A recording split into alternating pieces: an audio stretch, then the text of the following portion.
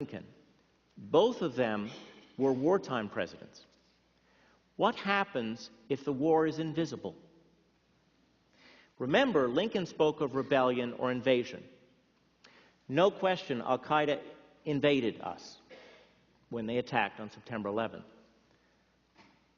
And I'm no friend of theirs at all, but what of the other terrorist organizations that haven't invaded us? At what point do we cross from a war into an emergency without end? There was a debate that we now know about in the Bush administration following September 11th about this particular war. And as Bill has rightly argued, those who won this debate were those who felt in the 1970s that Congress had unconstitutionally placed limits on presidential prerogative. I leave it up to you whether those same people would have made this a similar push for power had September 11th not happened, but it happened.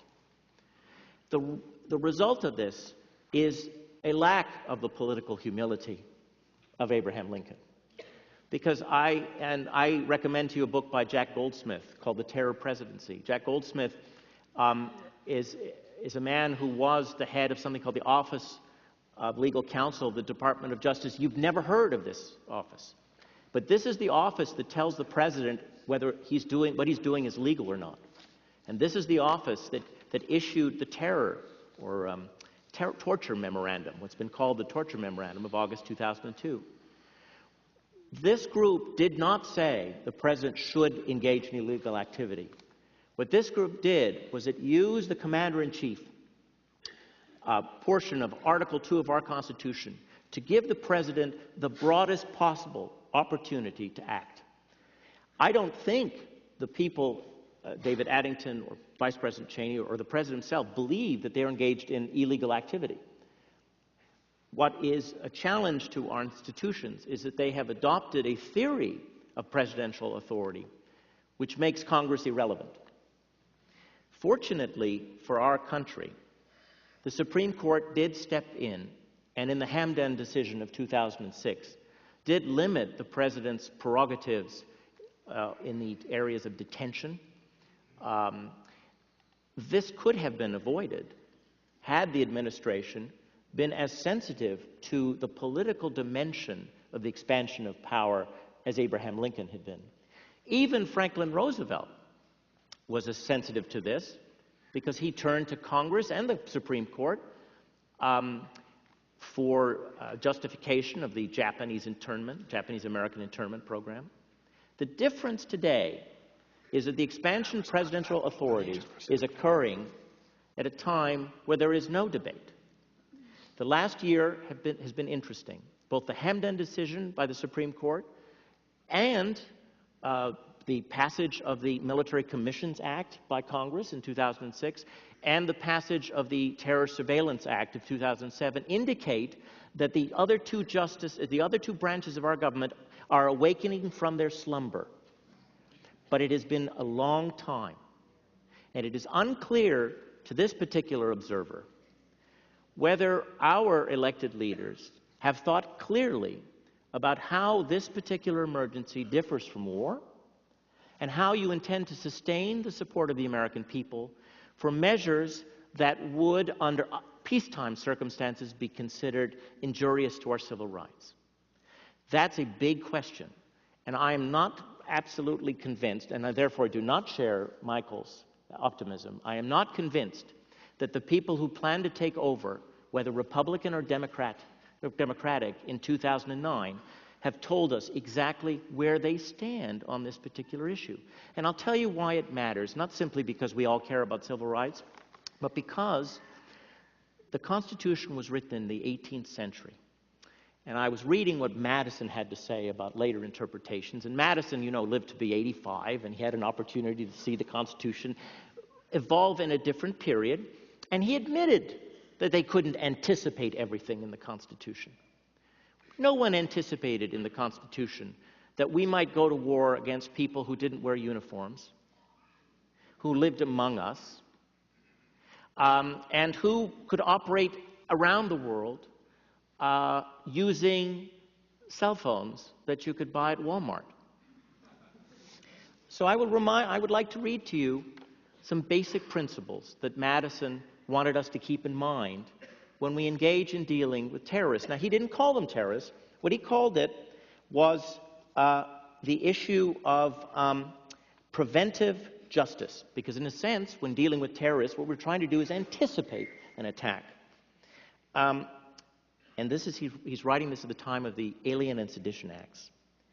In the administration of preventive justice, the following principles have been held sacred: that some probable ground of suspicion be exhibited before some judicial authority, that it be supported by oath or affirmation, that the party may avoid being thrown into confinement by finding pledges or sureties for his legal conduct sufficient in the judgment of some judicial authority, that he may have the benefit of a writ of habeas corpus and thus obtain his release if wrongfully confined, and that he may at any time be discharged from his recognizance or his confinement and restored to his former liberty and rights on the order of the proper judicial authority, if it shall seek sufficient cause.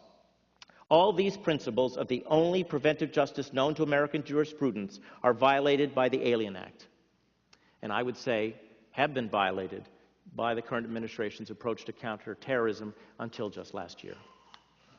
Michael.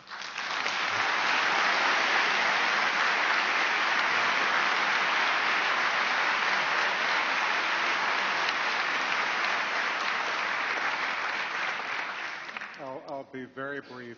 A couple of things. The reason I am optimistic is that democracy, I think, does work, but you do have to untie its hands. And let me just mention two examples in which I think we really do have to untie the hands. One is, Bill made the point, and I think Tim made it also very eloquently, it really does matter what the instincts and what the moral character of the president are at the time that you face a moment like 1941 or like 2001 or like 1861. Bill and I were talking before we came here. He was talking about a conversation that he had had with LBJ, who was reflecting on the fact that Harry Truman's leadership qualities had been spotted early. His comrades in Battery D in World War I elected him their captain. They saw what he was made of. Harry Truman didn't become president by accident. Franklin Roosevelt had seen him close up for years, knew that there was a possibility that FDR might either die in office during that next term or might have to resign for reasons of illness, and knew that Harry Truman could handle it. We had a system in those days that I think did a very good job, on the whole, of nominating people who were likely to make good presidents, largely because a big influence was people who had known them for 10 and 20 and 30 years, knew what their moral characters were, had seen them in the back rooms of the Senate, or had dealt with them as governors or members of Congress, or in some cases generals. We don't have a system like that today. And so therefore, given the system we now have, I would say it's less likely that we will nominate and elect a president that has the kind of character of a Harry Truman. I'm not talking about 2008, I'm just saying in general, given the system that we now have. And the other thing, I was talking earlier about people doing their jobs. Everyone, I think, knows when the last time that the Congress did what the Constitution tells it to, which is to vote a declaration of war at the time we're going to go into war. Last time it was done was 1941. Anyone heard of us going into war at any point since 1941? Has it happened once or twice? So the point is, if you believe in the Constitution, you go to the Congress and say, you're not doing your job. I love President Truman, but I think in 1950 he should have gone to Congress, said, I want to enforce, the UN declaration. I want to, stop the onrush of the North Koreans. I want us to get involved militarily, but the Constitution says I've got to do this by asking for a war declaration. He didn't do it.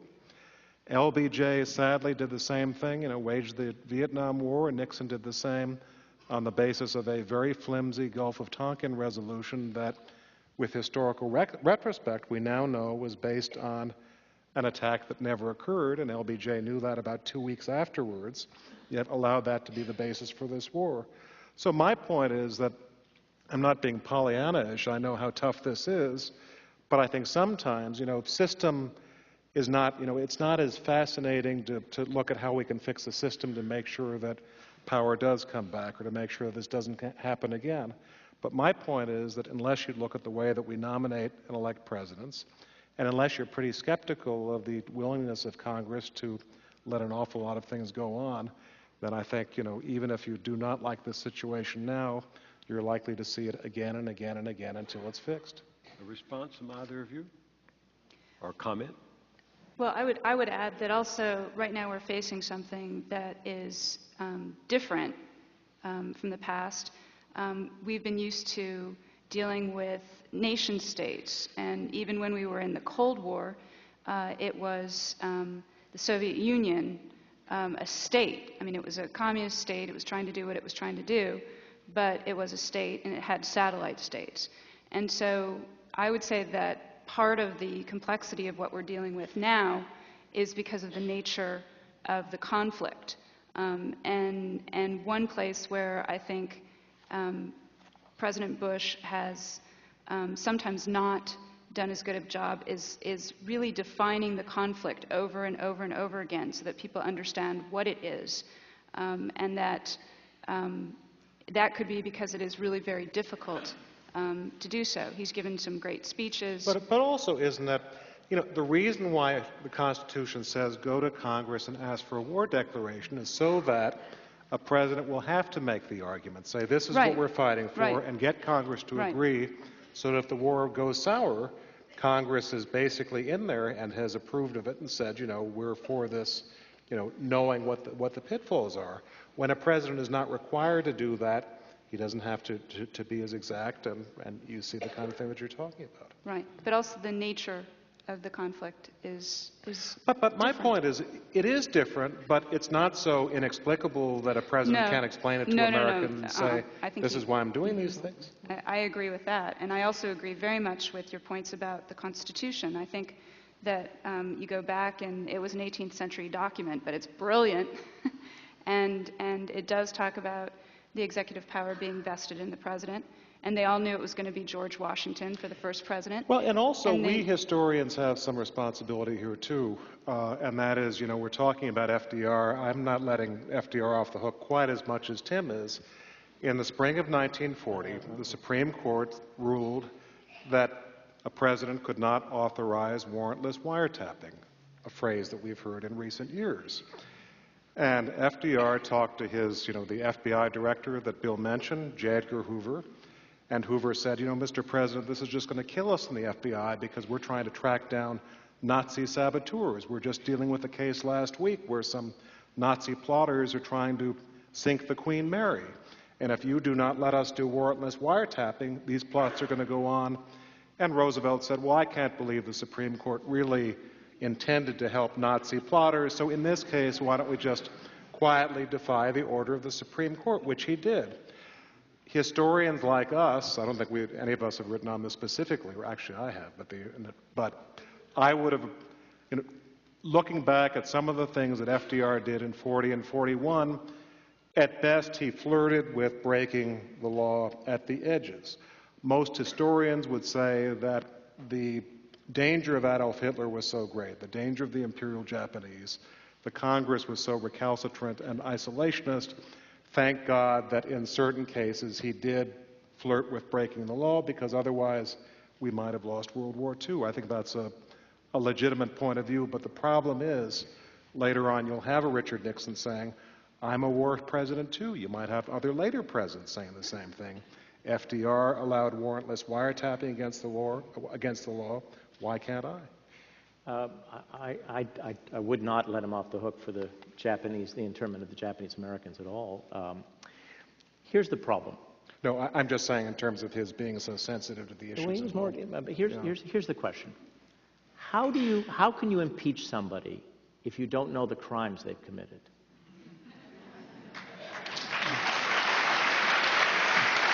Okay. It's not. But look, here's the problem. All presidential library directors face this challenge, and I'm a sworn defender and protector of documents, and and we have a lot of classified material. In fact, our libraries have to have a special facility for these very, very secret materials. And I will go to jail, for example, if this stuff leaks.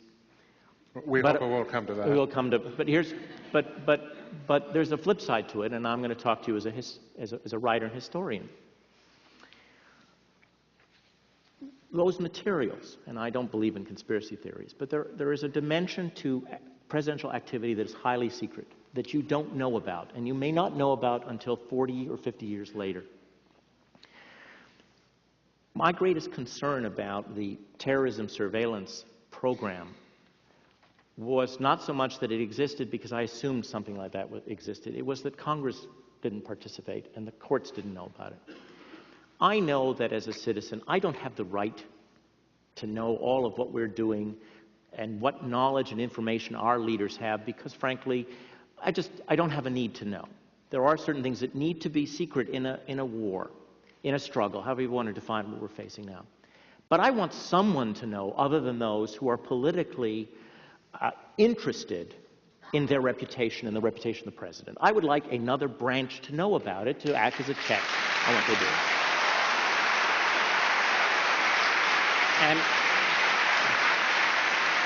And until the New York Times leaked the story by Lichtblau and Reisen about this surveillance program, I believe the Congress didn't know about it.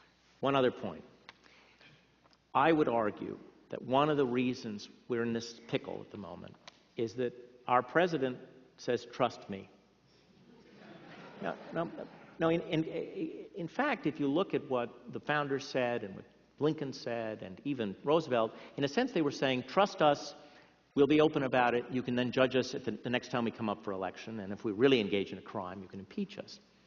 The problem with the trust us approach is Iraq, because the justification for the war didn't fit the kind of war we're fighting. Now, whatever you think about the war today, we're not fighting it for the reasons that we were told we would be fighting it. Now, my last comment, because I'm about as angry at Congress as I am at the president. How many people do you think looked, how many of our representatives do you think looked at the National Intelligence Estimate on Iraq in 2002 that was supposed to inform their vote? All right? How many think, well, let's say, how many think 500 of them looked at it? I believe the number, and I could be off by 1 or 2, is 3. So if our representatives, when they have a chance to look at classified information, don't look at it, I worry.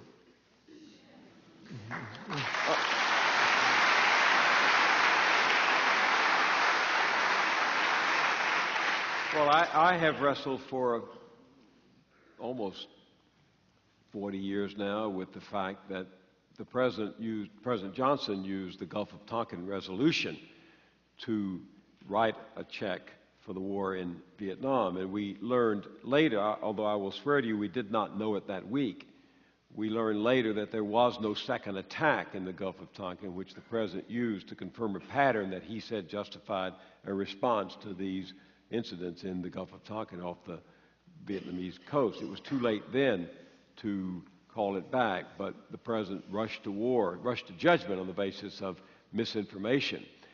You just pointed out, Tim, that after 9/11, George Bush, in using terrorism, actually went ahead with warrantless wiretapping and other detention and things like that on the basis of a military threat. But then he made what is obviously one of the great blunders of American foreign policy. He attacked another country that wasn't involved in 9/11. And the question to me, constitutionally and politically, because the people confirmed his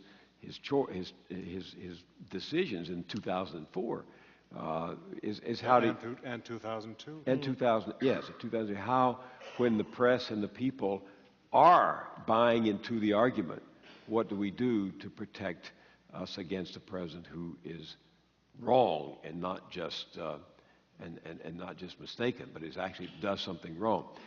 I have a lot of questions that I'm not going to ask right now, except to pose them, and then you can keep talking about them. But I will ask you, Elizabeth, you said it's possible George Bush may be vindicated in time for his decisions now as Harry Truman was. On what basis? I would say it would probably be on the larger scope. If it's hard to say what the magnitude and duration of what's come to be called the war on terror, or the war on terrorism, is going to be, but it's going to be something that will last for, I think, a certain pretty long period of time. And so I think that some people will look at George Bush and they'll say that he was trying to deal with that new kind of conflict, and that as he went along, I'm not, I'm like you. I don't want to talk about the current politics in terms of making judgments on everything, and I'm not necessarily in favor of everything that the Bush administration has done. But I do think that President Bush has gotten right that there's a radical ideology that has perverted a major world religion, that there are terrorists who, with today's technology, have been able to wreak a lot of problems, attacking us, attacking allies, that this is the beginning of something that will last for a long time. And so he will, I think, likely be vindicated in part, if he's going to be vindicated, on those kinds of grounds, on seeing that it was a new period and what do we do, and trying to do things. So it's that ground on it. But it does seem dangerous, does it not, to be fighting this new kind of enemy with the techniques that could make us more like the enemy we're trying to defeat. I mean, at this very moment,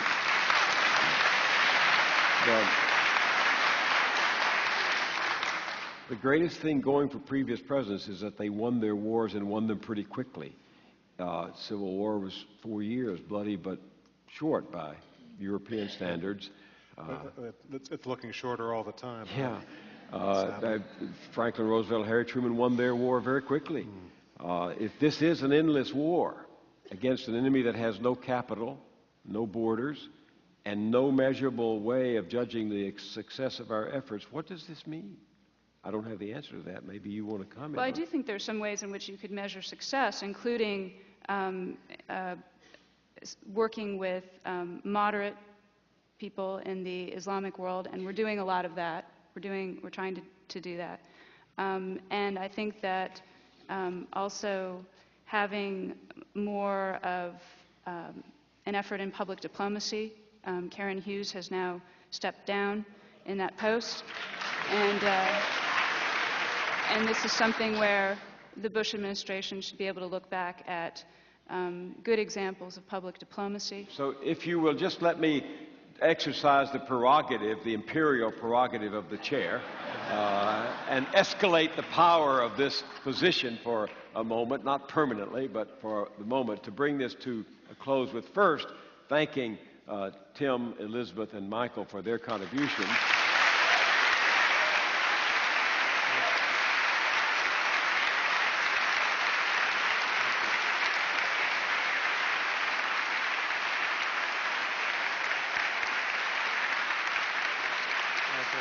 Can I just interrupt? Yeah. And on our behalf, may I say thank you to our brilliant moderator, who is a national treasure. Thank you.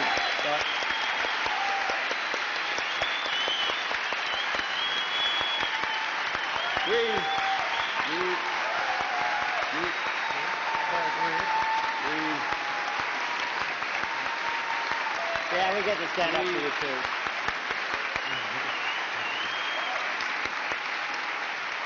Thank you. We will take that to the court, if not the Congress. Thanks to Mike and Mary Johnston for making this evening possible. Mike and Mary, would you stand up?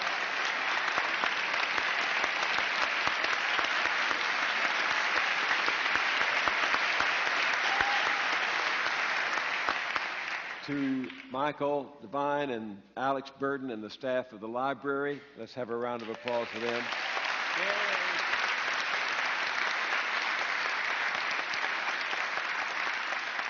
And to Harry Truman, who